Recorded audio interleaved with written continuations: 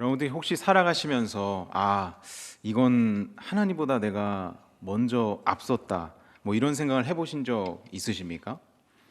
뭐 아니면 이 선택은 하나님의 생각과는 전혀 다른 선택이었던 것 같다, 혹시 이런 경험을 한 번쯤은 해보신 적이 있으실 겁니다.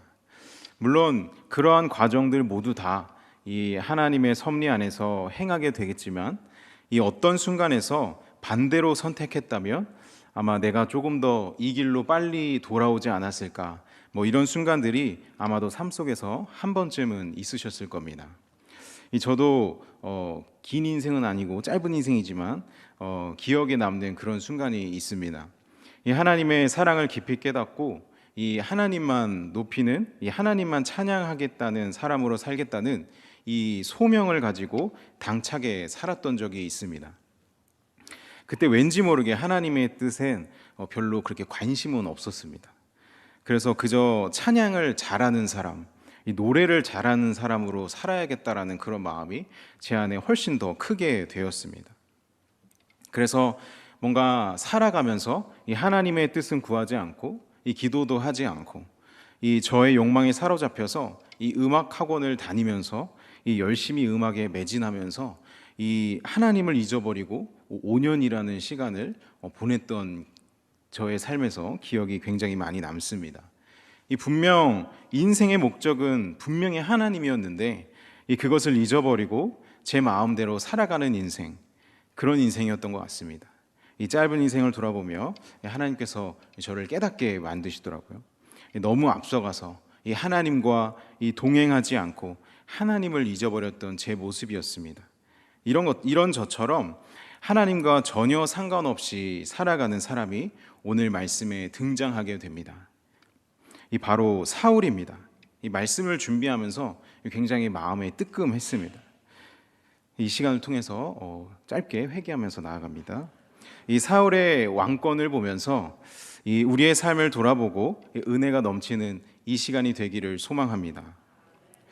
이스라엘 백성들이 버젓이 이 하나님이 왕으로 계신데도 불구하고 이 왕을 세우려 했던 이유는 아주 여러 가지가 그들에게는 있었습니다.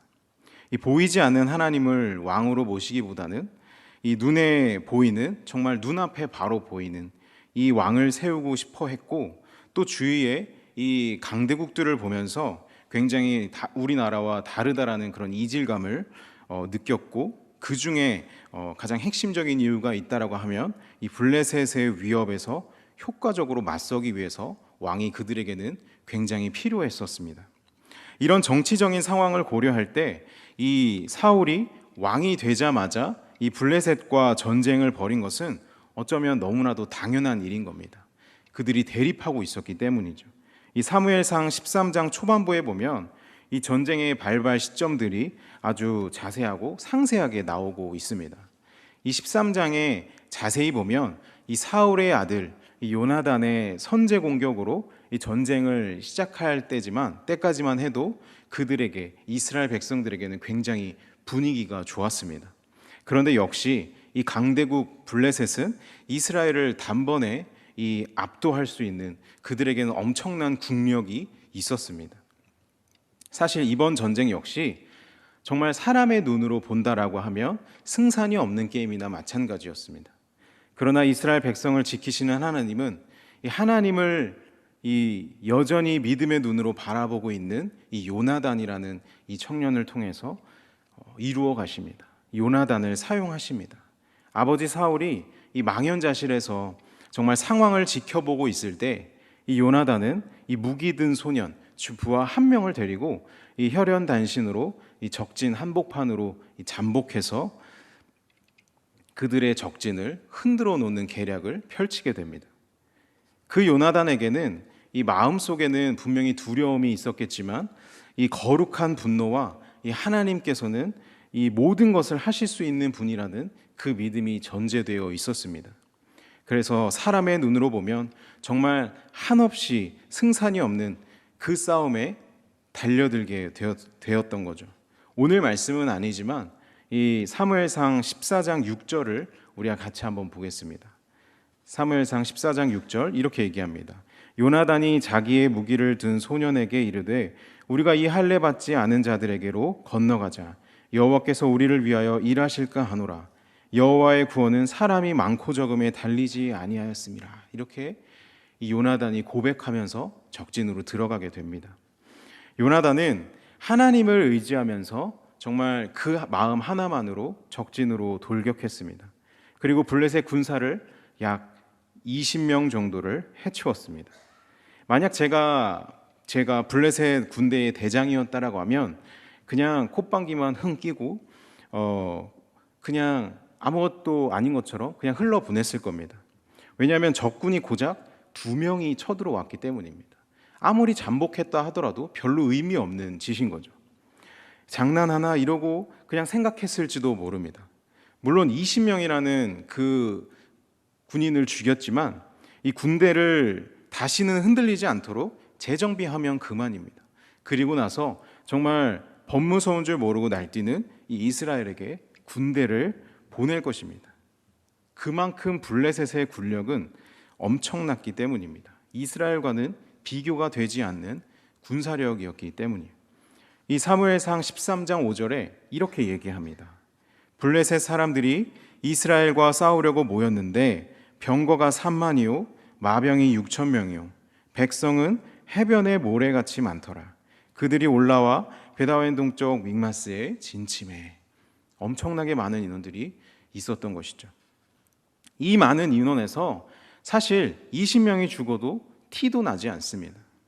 적군의 왕자인데, 정말 그 나라의 한 왕자인데 그 왕자 잡느라 100명이 희생되어도 사실 안타깝지 않습니다. 그런데 이해할 수 없는 일이 나타나기 시작합니다. 이 요나단 한 사람 때문에 블레셋 본진에 이 두려움이라는 것이 찾아오게 됩니다. 그리고 두려움에 휩싸이게 되고 그들이 정신을 못 차리고 이 혼비백산을 하게 됩니다. 이 블레셋 군사들이 얼마나 두려웠는지 정말 땅이 진동할 정도였다라고 성경은 우리에게 증거하고 있습니다. 하나님의 일하심에 이 블레셋 군사들은 이 공포에 휩싸이게 되었고 자기들끼리 서로 치고받고 싸우면서 이리저리 도망다니며 나중에는 흩어지게 됩니다. 어떻게 이런 일이 벌어질 수 있을까요? 요나단이 얼마나 싸움을 잘하길래 이 요나단 한 사람 때문에 이렇게 쩔쩔맬 수 있는 것일까요? 요나단의 전술이 얼마나 뛰어나길래 단 둘이서 이 블레셋 군대를 뒤집어 놓을 수 있었을까요? 비결은 이 요나단의 고백에서 찾을 수 있는 것입니다. 요나단은 분명하게 알고 있었습니다. 전쟁의 승패는 이 최첨단 무기, 군사력, 이 전략에 달려 있는 것이 아니라 하나님이 함께 하시느냐, 하나님이 함께 하시지 않느냐에 달려 있다는 것을 이미 지혜로운 이 요나단은 정확하게 알고 있었기 때문입니다. 이번 전쟁의 승리는 이 요나단의 이 용기와 무력, 지력에 의한 것이 아니라 전적으로 하나님께 달려 있었습니다. 하나님께서 블레셋 군사들을 두려움에 빠뜨리게 하시고 또 정신을 못 차리게 하셨습니다. 그리고 서로 죽고 죽이다가 이 마지막에는 뿔뿔이 흩어지게 되고 도망치게 하셨습니다. 이러한 역사는 우리에게 언제 일어날까요? 이러한 역사는 누구를 통해서 일어날까요? 하나님을 전적으로 신뢰하며 이 하나님과 동행하는 이 한 사람의 삶에서 시작된다라는 것입니다. 하나님의 전능하신 손을 붙들려 그가 사용되어지는 것이죠. 요나단은 하나님과 함께하며 이 하나님의 손에 사용되어 하나님과 함께 동역했다라고 성경은 우리에게 증거하고 있습니다. 여러분, 우리의 주어진 삶 속에서도 이 하나님의 역사하심을 경험하기를 소망합니다. 이 하나님께 우리의 삶을 전적으로 맡길 때 우리의 삶을 통해서 하나님이 일하시는 줄 믿습니다. 이번 전쟁에서 하나님은 이 요나단을 통해 이 이스라엘의 구원과 승리라는 것을 맛보게 하셨습니다. 요나단이 이런 활약을 펼치는 동안 이 정작 하나님과 다른 마음으로 움직이는 한 사람이 있었습니다. 그게 바로 우리의 인간적인 사울 이 왕입니다. 인간적인 사울 왕은 이 시간에 무엇을 하고 있었을까요? 이것이 오늘 본문에 나오는 이 상황들입니다.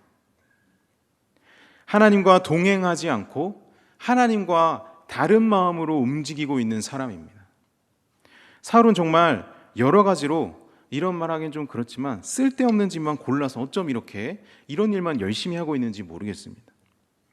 사울은 이 하나님이 하지 말라는 이런 일들을 계속해서 하고 있습니다.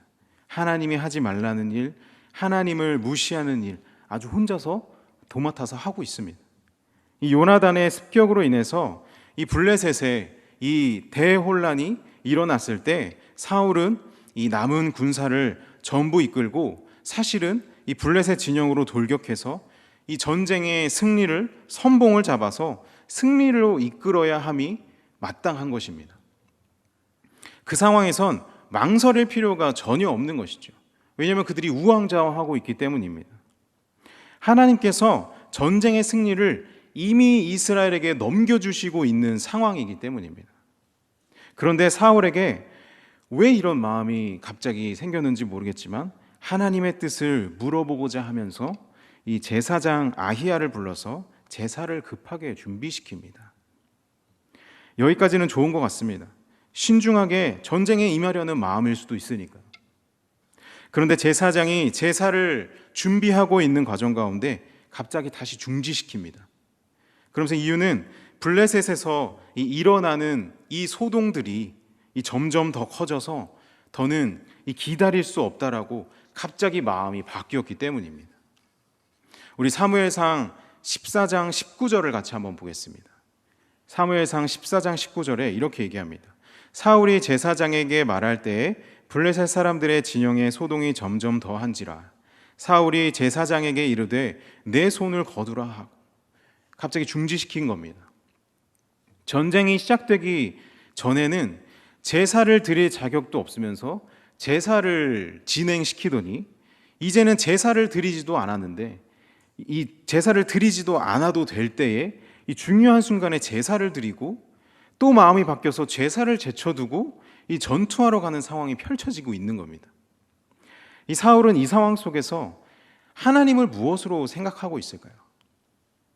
하나님을 무엇으로 여기고 있을까요? 아니, 하나님이 계심을 인지하고 있을까요? 하나님이 나와 함께 하신다는 것을 알고는 있을까요? 하나님을 어쩌면 도구로 사용하고 있지 않았을까요? 사울의 어리석음은 여기서 그치지 않습니다. 정말 결정타로 이 계속되는 전투에서 지칠 대로 지친 이 군사들에게 정말 뜬금없이 금식령을 선포합니다.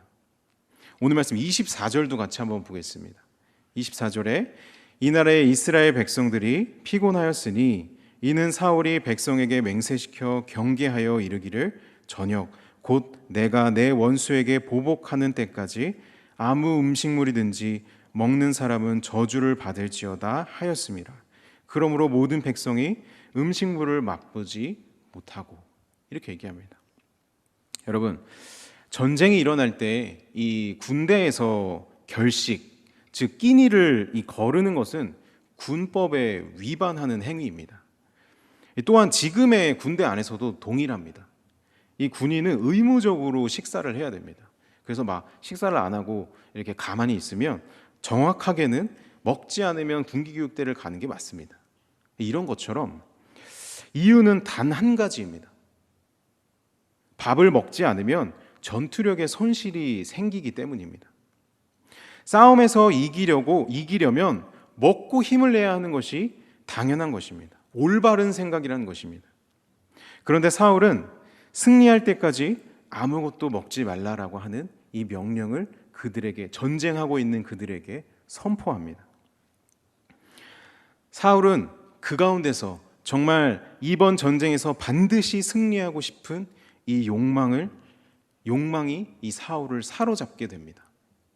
중요한 것은 하나님을 위한 승리가 아니었습니다. 사울에게 있어서 이 전쟁의 승리는 하나님을 위한 것이 아니라 바로 자기 자신을 위한 전쟁이었다는 것입니다. 순전히 자기 자신을 위해서였습니다. 사울이 이렇게 얘기합니다.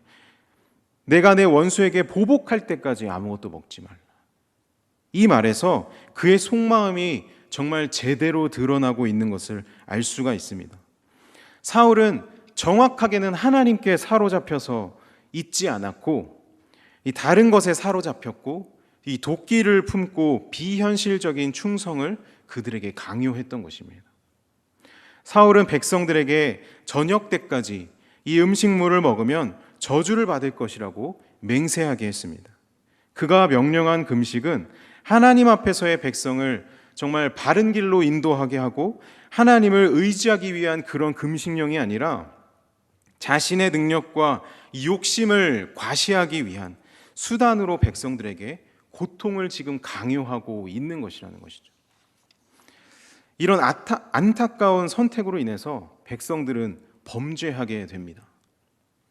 금식령이 종료되자 이 굶주림을 참지 못한 이 백성들이 전리품 중에 이제 양, 소, 송아지, 여러 가지 가축 등을 핏째 먹게 되는 또 다른 하나님 앞에 범죄를 저지르게 됩니다. 율법에 의하면 짐승을 잡으면 바위에 올려두어서 피가 빠지도록 한 후에 그 피가 다 빠진 후에 먹어야 합니다.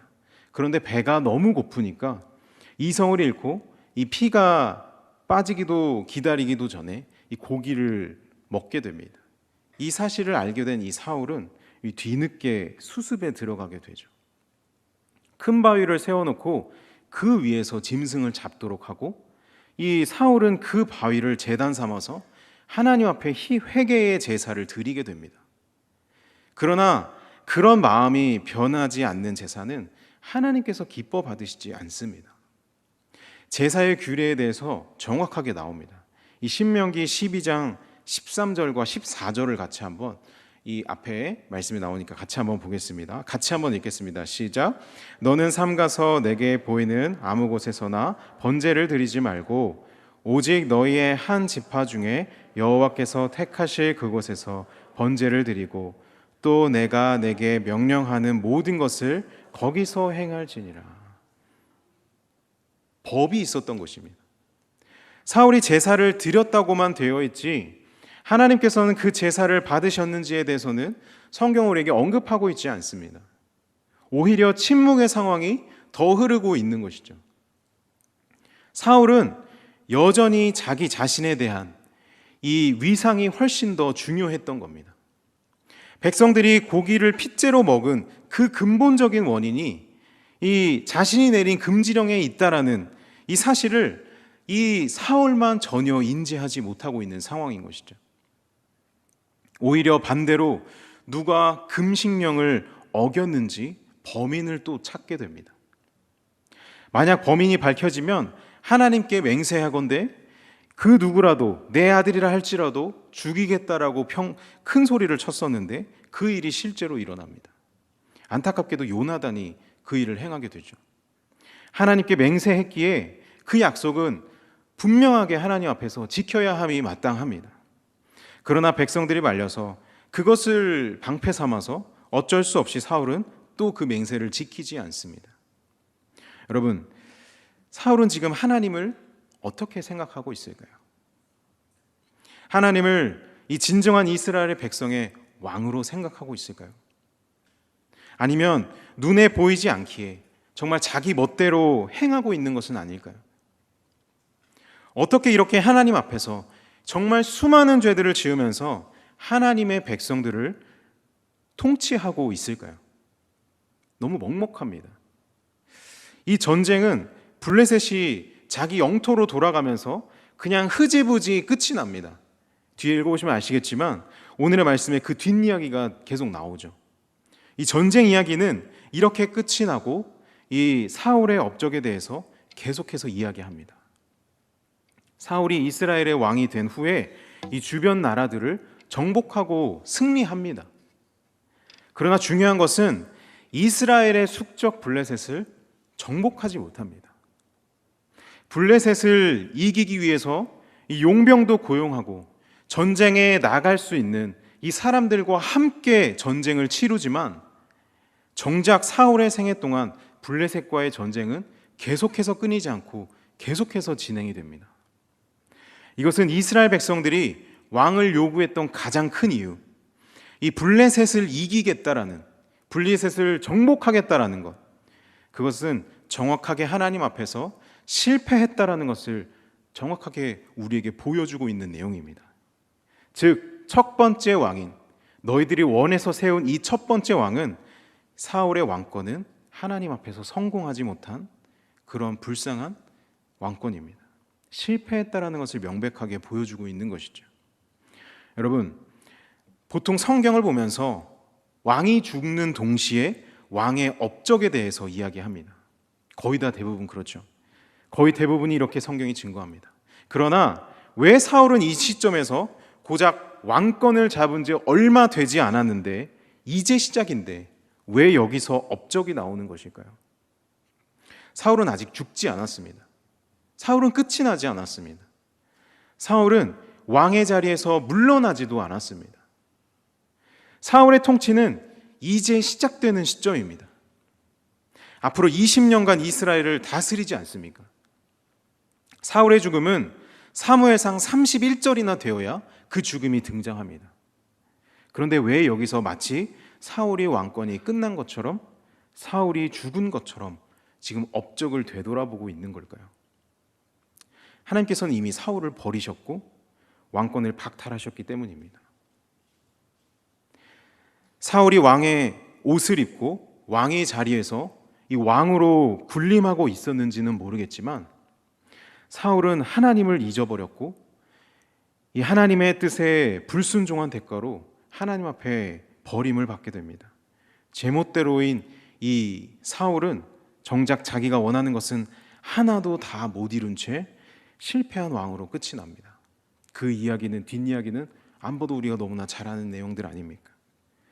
사울의 아들인 이 요나단이 전쟁 중에 이 금식령을 내린 이 사울에 대해서 이 땅을 곤란하게 하는 자라고 이야기까지 합니다. 평가합니다. 아들이 이렇게 평가하는 거죠. 그의 평가는 아주 정확합니다. 사울은 이스라엘 백성들을 곤란하게 만드는 자였습니다. 사울은 왕으로서 그 누구보다 하나님의 말씀 앞에 순종해야 했고, 하나님을 따라 그들을 통치하며 그들을 하나님께로 인도하며 살아가야 할 왕임에도 분명했습니다. 이스라엘 백성들을 하나님께로 정확하게 이끌어야 했습니다. 하나님의 말씀에 귀 기울이는 백성이 되도록 지도해야 했습니다. 그러나 사울은 자기 욕심에 눈이 멀게 되죠. 그리고 자기의 성격, 자기의 멋대로 왕권을 사용하는 왕으로 전락하게 됩니다. 사울은 제멋대로였습니다. 제사도, 전쟁도, 또 정치도, 이 맹세를 할 때도 모든 면에서 하나님의 뜻을 먼저 구하는 자가 아니었습니다. 하나님께 의지하는 모습은 성경 가운데 어디에도 찾아볼 수 없습니다. 그 결과로 하나님께 버림받고, 정말 혼자서 그런 결과를 당하면 이 마음이라도 편할 텐데 백성들에게 버림받고 블레셋을 정복하지 못해서 이 이스라엘 온 나라가 전쟁이 끊이지 않는 그런 역사를 갖게 하는 이 장본인으로 찍히게 됩니다. 사울 덕분에 이스라엘 백성들은 끊임없이 이 곤란한 전쟁에 빠져들 수밖에 없게 되는 것이죠. 사울의 모습이 참 안타깝습니다. 잘못을 하나나 두 가지만 제가 이렇게 성경 보면서 얘기하면 좋겠는데, 잘못이 너무나 많은 게 눈에 들어오더라고요. 사울의 행동은 모두 다 이 하나님의 뜻과는 어긋나는 행동들 뿐이었습니다. 이 모습을 보면서 여러분들 어떤 생각을 하십니까? 우리는 어떤 사람들입니까? 우리 멋대로 기분 내키는 대로, 정말 그날 상황 돌아가는 대로, 내가 살아온 방식대로, 내가 살아온 방식이 정말 맞는 방식이겠지 하면서 살아가는, 내 마음대로 내 뜻대로 살아가는 사람입니까? 아니면 하나님의 뜻을 구하며 하나님을 의지하며 살아가는 사람들입니까? 여러분, 내 마음대로 내 뜻대로 잘 풀리면 살만한 세상이 될 것 같나요? 절대 그렇지 않습니다. 어쩌면 정반대인지도 모릅니다. 내 뜻대로 내 마음대로가 아니라 정말 하나님의 뜻대로, 하나님의 마음대로, 하나님의 말씀대로 살아갈 때에 우리의 삶은 하나님 안에서 이 멋지게 풀려가는 인생이고 그 많은 역경들이 해결되는 인생인 줄 믿습니다. 사랑하는 우리 대기교회 성도 여러분, 사울 왕은 어떻게 보면 매우 종교적인 행동을 했던 사람입니다. 14장에 나타난 사울의 모습은 제사장에게 지금 자문을 구하고 있고 금식을 명령하고 율법에 맞는 이 정결한 음식을 먹도록 하고 하나님 앞에 제단을 쌓고 신성한 에봇에 있는 이 우림과 이 둠밈으로 기도드리는 모습까지 보여주고 있습니다. 겉으로 드러나는 이런 종교적인 모습과는 달리 그 마음은 두려움과 분노와 자기 주장이 한가득 있었던 거죠. 사무엘이 이 사울에게 와서 당신이 하나님의 말씀을 순종하지 않았기에 하나님은 당신을 떠났다라는 말을 듣게 됩니다. 사울은 하나님의 영이 떠나자 하나님이 함께하는 것처럼 보이기 위해서 더욱더 이 행위에 집착하게 됩니다.